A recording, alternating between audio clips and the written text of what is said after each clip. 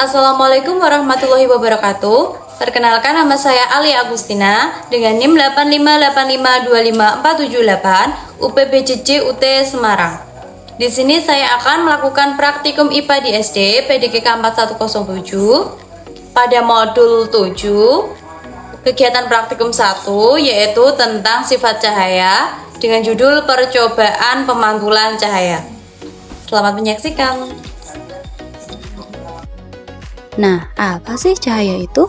Cahaya merupakan energi yang dapat merambat lurus dan dapat dipantulkan apabila mengenai permukaan tertentu. Pemantulan cahaya adalah peristiwa kembalinya cahaya ke medium semula setelah mengenai suatu permukaan. Pemantulan cahaya mengikuti hukum pemantulan, yaitu 1. Sinar datang, garis normal, dan sinar pantul terletak pada satu bidang.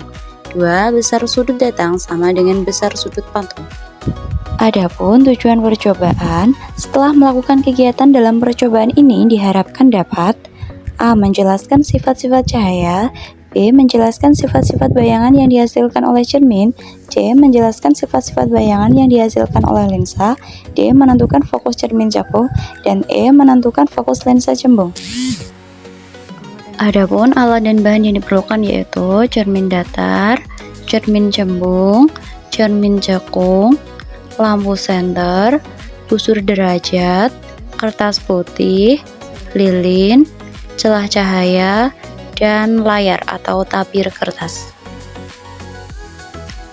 Percobaan pemantulan cahaya. Langkah-langkahnya yaitu susunlah lampu senter dan celah cahaya di depan cermin datar seperti berikut. Kemudian nyalakan lampu senter dan amati dengan baik jalannya bekas cahaya pada saat sebelum dan sesudah mengenai cermin datar. Lalu gambarkan jalannya bekas sinar pada langkah 2 sehingga tampak sudut datang dan sudut pantulnya. Ukurlah besar sudut datang dan besar sudut pantul tersebut.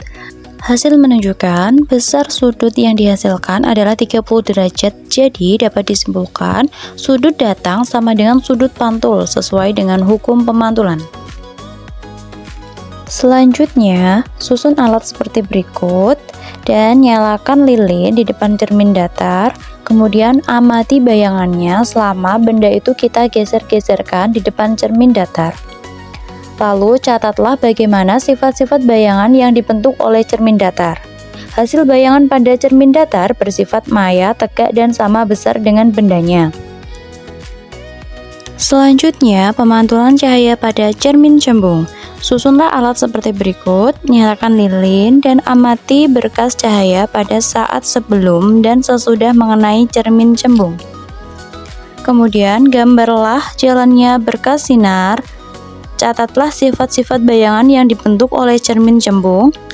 Hasil menunjukkan cermin cembung memantulkan sinar cahaya menyebar atau divergen dan bayangan yang terbentuk bersifat maya, tegak, dan diperkecil. Selanjutnya, pemantulan cahaya pada cermin cekung. Susunlah alat seperti berikut, kemudian nyalakan lilin dan amati jalannya berkas cahaya sebelum dan sesudah mengenai cermin cekung. Gambarlah jalannya berkas sinar, catatlah sifat bayangan yang dibentuk oleh cermin cekung tersebut, atur jarak benda dan jarak layar agar pada layar tersebut bayangan jelas dan tajam. Ukur jarak benda dan jarak bayangan. Ketika benda diletakkan sangat dekat dengan cermin, bayangan yang terlihat bersifat tegak, maya, dan lebih besar dari benda. Namun, ketika benda dijauhkan hingga melewati titik fokus, bayangan berubah menjadi terbalik dan dapat ditangkap pada layar. Bayangan tersebut disebut bayangan nyata. Perubahan sifat bayangan ini menunjukkan bahwa cermin cekung mampu memusatkan sinar cahaya pada titik fokus sehingga menghasilkan karakteristik bayangan yang berbeda-beda sesuai posisi benda. Jadi, dapat disimpulkan bahwa cahaya dapat dipantulkan oleh permukaan cermin dan menghasilkan bayangan dengan sifat yang berbeda-beda. Cermin datar menghasilkan bayangan tegak, sama besar, dan maya. Cermin cembung menghasilkan bayangan tegak, maya, dan diperkecil. Sementara itu, cermin cekung dapat menghasilkan bayangan yang berbeda-beda tergantung jarak benda terhadap cermin, yaitu dapat berupa bayangan nyata atau maya, serta berukuran lebih besar maupun lebih kecil. Percobaan ini menunjukkan bahwa bentuk permukaan cermin lain mempengaruhi proses pemantulan cahaya dan karakteristik bayangan yang terbentuk. Sekian praktikum saya. Wassalamualaikum warahmatullahi wabarakatuh.